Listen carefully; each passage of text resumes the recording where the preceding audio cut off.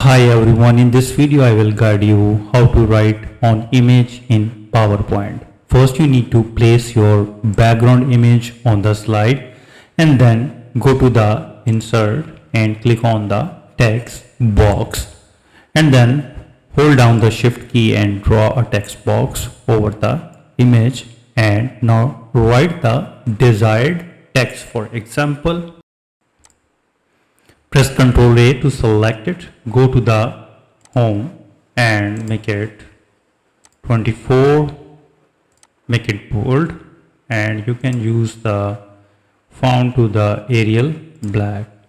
So once you are happy with the text, you need to click on the image first and then hold down the shift key and select the text box and then click on the shape format and click on the merge shapes icon and click on the combine, and now you can freely move the image and text on the slide.